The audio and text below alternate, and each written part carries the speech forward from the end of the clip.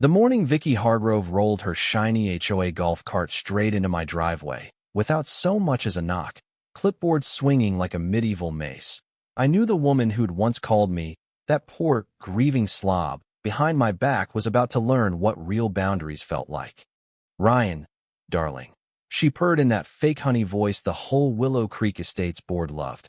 "We simply must address this eyesore pond of yours. Runoff violation, for the greater good." Then she kicked my watering can like it personally offended her pastel pantsuit, sending dirty water splashing across her white loafers. I didn't yell. I didn't argue.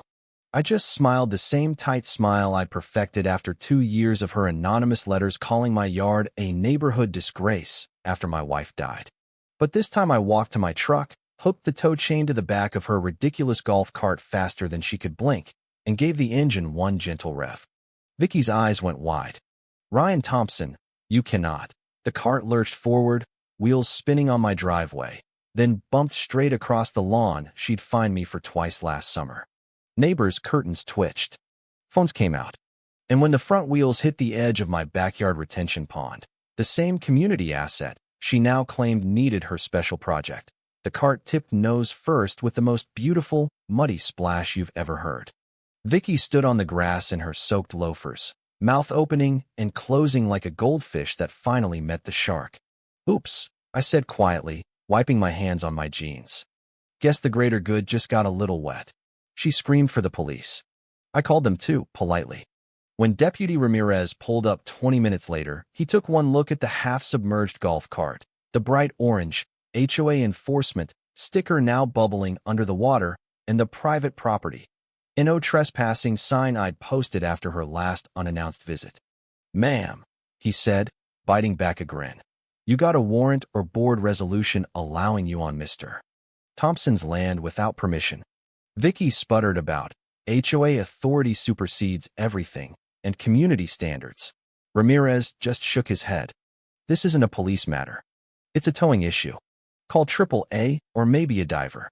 By evening, the whole neighborhood chat group was exploding. "Did you see what Ryan did to President Vicky's cart?" Finally, someone stood up to her. But I stayed silent, sipping coffee on my porch while Vicky's husband, local developer buddy Frank Dawson, came to haul the dripping wreck away. I watched him through the blinds, noting how his eyes lingered a little too long on the back corner of my yard, where the natural spring-fed pond met the property line. Something told me this wasn't over. It was just getting started. The next morning I found them, bright orange survey stakes marching in a perfect line through my grass, right through the middle of my flower beds and straight toward the pond. Each one had a little sticker, "Willow Creek Estates Community Pathway Project, approved by HOA Board." Approved by Vicky, of course. I pulled one up, turned it over. Dawson Development Partners. The same Frank Dawson whose luxury condos were going up just outside the gates. The ones that suddenly needed extra drainage. My pond, apparently, was the perfect place to bury a pipe without anyone noticing. I didn't call the board. I didn't post on the neighborhood app. I just started watching. Every evening, I set up the old trail camera I'd bought after the first round of anonymous, concerned neighbor letters about my depressing yard. I aimed it at the stakes. I waited. 3 nights later, the camera caught everything. Vicky Hargrove, still in her pastel cardigan, hair perfect even at midnight, crept through my gate with a man in a Dawson Development jacket. They carried a GPS unit and a bucket of rocks. I watched the footage in my dark living room as they deliberately shoved debris into the small overflow channel that kept my pond from flooding my basement. The water started backing up immediately, turning murky with an oily sheen they'd clearly added from a plastic jug. Vicky's voice came through the mic crystal clear. "Once the runoff looks like a problem, the board will vote to condemn the whole area. Frank's pipeline goes right under the new condos. Nobody will ever know it started here." The man laughed. "And that Thompson guy? After the last slander campaign, he'll fold. Everyone already thinks he's unstable." I sat there in the dark, heart pounding, but smiling for the first time in years. They thought I was the weak one, the grieving widower who'd just take whatever the HOA dished out. They had no idea I'd been recording every fine, every anonymous complaint, every little power trip for 2 straight years. The next afternoon, Vicky called an emergency HOA board meeting at the clubhouse. "Neighbors," she announced in her sweetest voice. "We have a serious issue with Mr. Thompson's property. His pond is causing drainage problems that threaten the entire community. We're proposing an immediate easement for the new pathway project, purely for safety, of course." The board nodded like trained seals. A few neighbors who'd been fined by Vicky before glanced at me nervously. I just sat in the back row, calm as Sunday morning. "Actually," I said when she finally let me speak, "I have some safety concerns of my own." I plugged my laptop into the projector.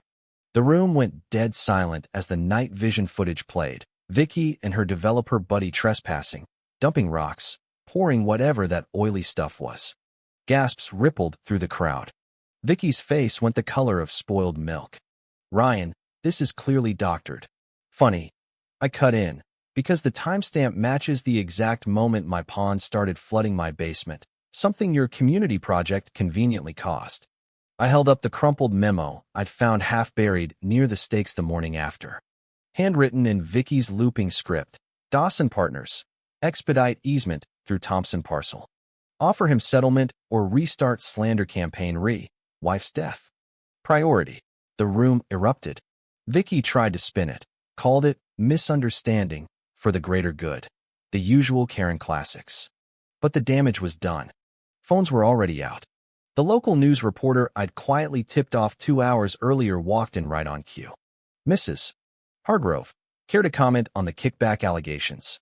She bolted. By the end of the week, the entire HOA board had called an emergency vote. Vicky was removed as president, effective immediately.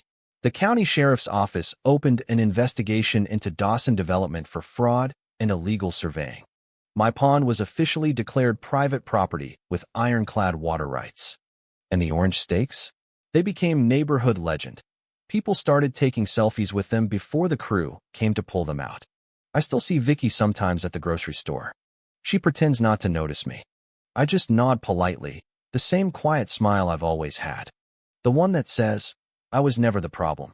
You decide, who was really violating the rules here? The homeowner protecting his yard, or the woman who thought community standards meant she could steal whatever she wanted as long as she smiled while doing it?